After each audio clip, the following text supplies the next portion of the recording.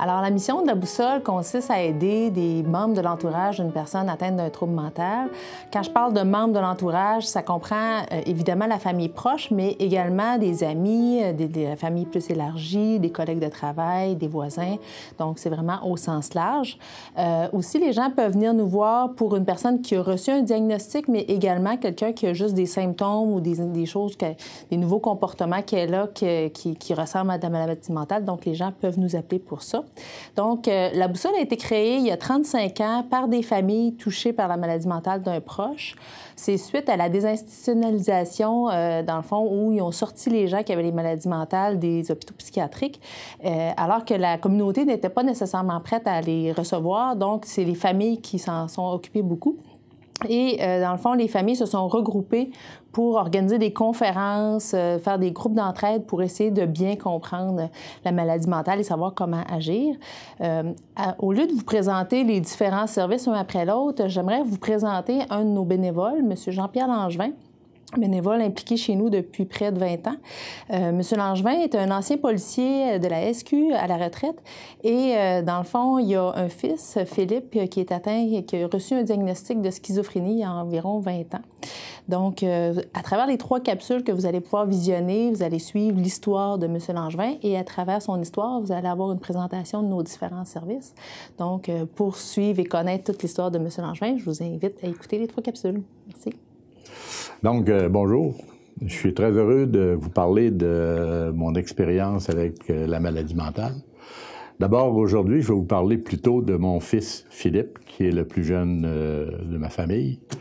On était une famille, on est encore, mais on était une famille normale, un couple avec 3 enfants. Et puis, tout allait bien. Puis nous, dans la famille, la maladie mentale, autant d'un côté comme de l'autre, on connaissait pas ça. C'est sûr que moi, en étant policier, je connaissais un peu la maladie mentale, mais pas comme avoir été proche d'une personne. Donc, tout était normal dans la famille. Puis Philippe, c'était le dernier. Philippe, c'était un petit bonhomme intelligent, dynamique, curieux, qui était drôle aussi, qui aimait ça, faire le lien un peu avec son frère, sa sœur, son père, sa mère. C'était un peu un rayon de soleil dans la maison, vraiment. Philippe, d'abord, tout lui réussit. Il réussit dans tout. C'est pas, quand je dis ça, là, c'est pas parce que je veux en mettre plus, là. Il était comme ça, vraiment. Et puis à l'école, ça va bien, secondaire, collégial, il sait déjà qu'est-ce qu'il veut faire. Il veut devenir ingénieur mécanique. Puis c'est déjà, il n'y a pas de misère à l'école, il est organisé, tout va bien. Il rentre à l'université. Première année va bien. La deuxième année, ça commence à être un peu différent. Philippe s'isole davantage, nous parle moins un peu avec nous autres, mais quand il nous parle de propos qui nous surprennent. Il nous parle qu'il vit à l'école des choses désagréables, comme le fait que son prof, quand il écrit des formules mathématiques au tableau, ben il parle de lui dans ses écrits. Et puis que ses compagnons de classe, ses compagnes de classe, ben il placote dans son dos tout le temps. Puis même que quand il prend sa voiture pour revenir à la maison, même l'annonceur de radio, il connaît Philippe, puis il lui dit toujours des mauvaises choses. C'est tout le temps des mauvaises choses qu'il entend. Donc, quand il nous dit ça, nous, on est un peu surpris, parce que c'était des propos qui nous avaient pas tenus. Mais ça, ce que je vous dis là, ça se passe dans plusieurs mois quand même. Et puis, on lui dit d'aller consulter, parce que on pensait que peut-être il faisait une crise d'adolescence, mais c'était pas le cas, c'était trop intense pour ça. Mais Philippe, il veut pas consulter, parce qu'il dit, un peu comme on entend dire souvent, lui, il est pas malade, c'est les autres qui sont malades, c'est les autres qui parlent dans son dos, c'est les autres qui lui laissent des messages, donc je vois pas pourquoi je vais aller consulter. Mais là, le temps passe, puis nous, comme parents, on s'inquiète vraiment. D'abord, là, Philippe ne va plus à ses examens. Le stress le rend très, très nerveux. Et puis, à la maison, il y a une atmosphère très différente d'avant. C'est que la maladie mentale a imprégné la maison vraiment parce qu'on ne comprend pas. Donc, il y a un médecin qu'on a rencontré et qui nous a suggéré d'aller à la Boussole. Aller à la Boussole, parce que lui, il savait que Philippe ne voulait pas consulter. Fait qu'il dit, allez à la Boussole, on va vous aider là-dedans, vous avez besoin d'aide.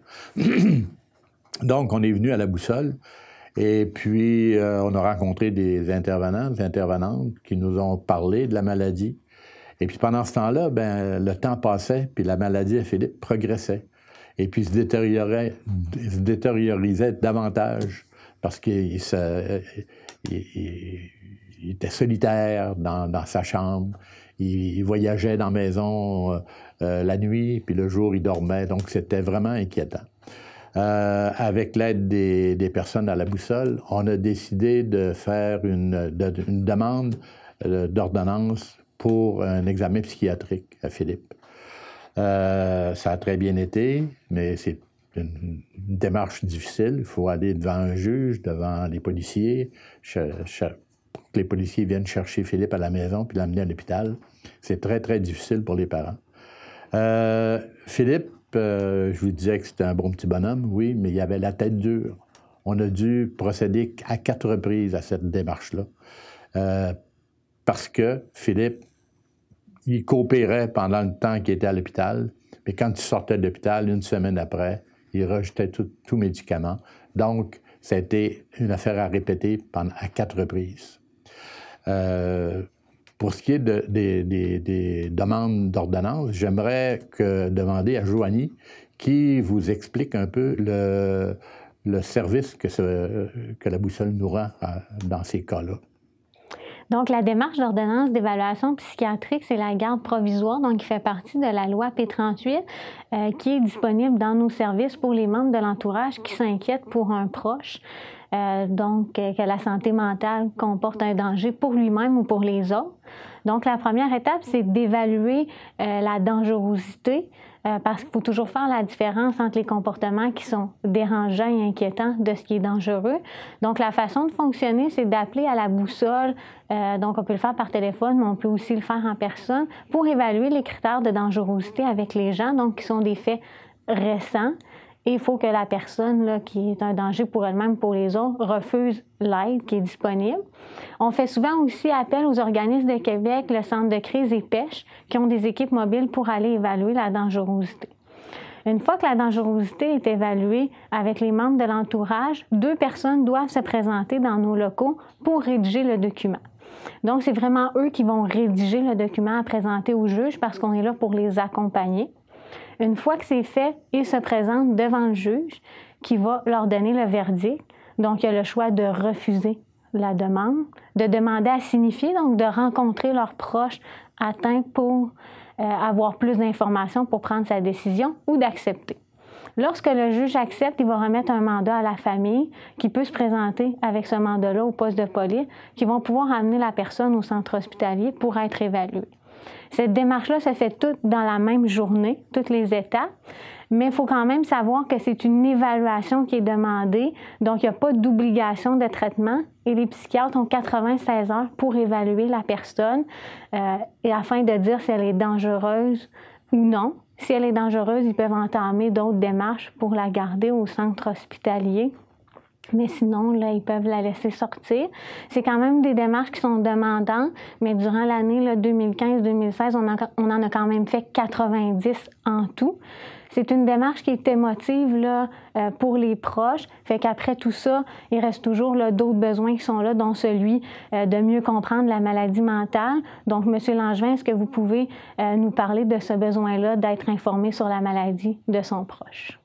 Bon, pour continuer, d'abord, quand on parlait tout à l'heure qu'on avait fait des demandes d'examen psychiatrique, c'est sûr qu'avant de faire ces demandes-là, à la Boussole, comme j'ai expliqué un peu, on avait déjà reçu des informations de la part des intervenants, des intervenantes au sujet de la maladie mentale. Et puis ça nous rassurait un peu que l'action qu'on allait faire une demande, n'était pas dans le vent, était vraiment nécessaire. Mais suite aux événements, suite aux hospitalisations de Philippe, on avait absolument besoin d'en savoir plus sur la maladie. Parce que quand on sait beaucoup de choses sur une chose, on a moins peur. Puis dans la maladie mentale, la peur, c'est présent. C'est présent probablement chez la personne qui est atteinte, c'est présent chez les proches, c'est présent partout. Donc, plus on connaît, plus ces peurs-là se changent en acceptation, plus ou moins. Donc, les cours qu'on recevait, c'était les cours sur la maladie mentale, sur les différentes maladies mentales, sur les symptômes, sur la progression de la maladie mentale, sur aussi d'où ça vient, la maladie mentale. Ça peut être héréditaire, comme il peut y avoir des effets autres. Et puis, aussi la médication. Donc, en parlant de médication, ça nous sécurise comme parents, ça nous dit qu'il y a des moyens pour atténuer les symptômes de la maladie mentale, dont les médicaments, différentes sortes de médicaments. Et puis aussi, la rencontre avec des personnes qui nous parlent de maladie mentale, ils mettent beaucoup l'accent sur, comme parents, il faut absolument s'outiller pour passer à travers, puis penser à nous. La boussole est là pour ça. La boussole, c'est un organisme fait pour les proches, par les proches, puis pour passer à travers de cette maladie-là, pour accompagner notre proche comme il faut dans sa maladie. Il faut être bien outillé. Donc, c'est le pourquoi c'est important d'avoir des cours, d'avoir de l'information, d'être bien outillé à ce moment-là. Je demanderais à Sakina de vous expliquer quel autre service ou quel service la Boussole donne aux parents pour s'informer sur la maladie mentale. Oui, donc il existe différentes manières de venir chercher de l'information à la Boussole. Une de ces manières est la capsule d'information. C'est un moment privilégié pour les proches de venir finalement s'informer sur un trouble mental. On peut parler, par exemple, du trouble de personnalité limite ou narcissique, des troubles bipolaires, des troubles anxieux, dépressifs ou psychotiques. C'est une période qui est animée par un de nos intervenants ici, qui nous permet justement de mieux comprendre c'est quoi la maladie, c'est quoi les symptômes, les manifestations qu'on retrouve derrière tout ça, quels sont les traitements aussi qui existent en ce moment et les différentes attitudes à prioriser ou peut-être à éviter quand on a un proche qui est atteint de ce trouble-là. On va voir un petit peu aussi les différentes ressources existantes pour le proche qui est atteint. Donc, cette rencontre-là est vraiment conçue pour les proches qui ont un membre de l'entourage atteint d'un trouble de santé mentale et c'est tout simplement de nous contacter pour pouvoir s'inscrire à ce genre d'activité. Sinon, à quelques reprises au cours de l'année, on a ce qu'on appelle nos conférences grand public. Bien, dans le grand public, ça le dit, on peut aller toucher autant des professionnels de l'intervention, des étudiants, des bénévoles ou encore des proches, des membres de l'entourage de la personne. Donc, dans ces rencontres-là qui sont animés par des professionnels, soit de la santé, tels que des psychiatres, psychologues, infirmières et compagnie, ou encore par d'autres professionnels. Ils vont s'attarder justement sur un ou des troubles mentaux et justement les conséquences que peuvent vivre les proches par rapport à tout ça. Et sinon, une autre manière justement de venir chercher de l'information à la Boussole est notre centre de documentation dans lequel on retrouve différents, soit des livres, des DVD ou des CD-ROM portant sur les troubles mentaux. C'est tout simplement, encore une fois, d'être membre de l'organisme pour pouvoir venir emprunter un document et de donner un léger dépôt pour nous permettre justement d'assurer le suivi de tout ça. Et justement, Amandine va nous expliquer qu'il y a d'autres manières à la Boussole de venir chercher des informations quand on n'est pas forcément un membre de l'entourage. Donc, autant pour les étudiants, les bénévoles ou les professionnels qui peuvent être intéressés par les troubles mentaux. Donc, L'Homme qui parlait aux autos est un programme de formation continue qui a pour objectif de donner des outils à toute personne qui souhaite mieux travailler, mieux communiquer avec des personnes ayant des troubles de santé mentale dans leur milieu professionnel. Donc, on donne autant de l'information de base sur les différents troubles de santé mentale que des outils d'intervention à partir d'une méthode qui a été développée il y a quelques années, qui s'appelle la méthode douce. Donc, je reviendrai un peu plus tard sur le contenu de cette méthode. On a fait à partir de cette méthode-là un petit guide de conduite également, qui est un petit livret qui répertorie les différentes méthodes d'intervention par rapport à des comportements qui peuvent être dérangeants. Le programme de formation se subdivise en plusieurs types de services. Les premiers, c'est nos programmes d'ateliers ici à la Boussole. On en a plusieurs. Le principal, c'est l'atelier de 12 heures qui donne vraiment l'ensemble, un tour d'horizon des différentes maladies mentales et la méthode douce appliquée à chacune de ces maladies mentales. On a également plusieurs ateliers qui en découlent, donc qui sont plus spécifiques sur l'un ou l'autre des troubles. Ça peut être le trouble de la personnalité limite, les troubles anxieux, les troubles de l'humeur, les troubles psychotiques. On a également la possibilité d'offrir un programme de formation adapté au milieu de travail d'un organisme en particulier, si nous en font la demande. Donc, à ce moment-là, on va adapter les exemples cliniques présentés à la réalité du milieu de travail de l'organisation. On peut également, si c'est demandé, modifier légèrement le contenu. Donc, à ce moment-là, on a une préparation à faire, évidemment, pour adapter. Il faut que ça reste dans le mandat de la Boussole. Un autre service qui est propre à la Boussole, c'est qu'après chaque formation, tout participant a le droit de demander des services par téléphone ou par courriel post-formation. Donc, quelque chose qu'ils n'ont pas compris ou quelque chose qu'ils aimeraient pouvoir appliquer dans leur milieu de travail de façon plus précise.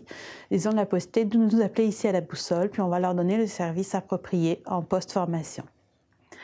Autre service qu'on propose dans le cadre de ce programme de formation, c'est la supervision douce, donc qui permet de donner un service de coaching finalement dans une équipe de travail où on peut rencontrer l'équipe par rapport à un employé, un employeur ou une clientèle, expliquer la méthode douce dans ce cadre de travail et donner des pistes de solutions par rapport aux difficultés rencontrées dans ce contexte professionnel. Je vais revenir sur la méthode douce. Donc, cette méthode douce, ça part d'un acrostiche. Donc, douce, à chaque lettre de ce mot correspond une étape d'intervention. Ce sont des conseils, ce n'est pas une baguette magique, c'est surtout du bon sens. Donc, si je prends la première lettre, c'est le D du mot douce qui correspond à délimiter l'espace vital. Il s'agit de faire entendre et respecter autant notre propre espace vital, notre bulle physico-psychologique, que celle de la personne avec qui j'entre en relation. Ensuite, on a le O du mot douce qui correspond à observer. Donc, j'observe, ça veut dire je prends en compte qu'est-ce que la personne me dit et son attitude, le verbal comme le non-verbal. Et à partir de là, je vais découler des interventions possibles. Donc, ça va être le U du mot douce. J'utilise mes observations. Qu'est-ce que je fais? Qu'est-ce que j'évite de faire par rapport à ce que j'ai constaté comme manifestation inquiétante ou dérangeante? Le C du mot douce correspond à clarifier mon rôle, moi qui je suis par rapport à la personne, l'ami, l'intervenant, le parent, le proche, l'employé, l'employeur. Donc, selon mon rôle, je n'aurai pas les mêmes attitudes à adopter. Et j'en suis au E, donc de la méthode douce, encourager à recevoir de l'aide. Autant que possible, je vais tout faire pour proposer des services, proposer des ressources à la personne qui en ressent besoin à partir de ce qu'elle nomme comme besoin. Si je me rends compte qu'il y a des éléments de dangerosité, il existe d'autres ressources à ce moment-là que vous pourrez probablement entendre dans d'autres capsules de présentation. J'aurais terminé avec les informations sur le programme de formation L'homme qui parlait aux autos. Je vous inviterai à suivre la capsule 2 qui va être présentée par M. Jean-Pierre Langevin. Donc, vous le retrouverez pour nous parler de l'importance de se retrouver entre proches.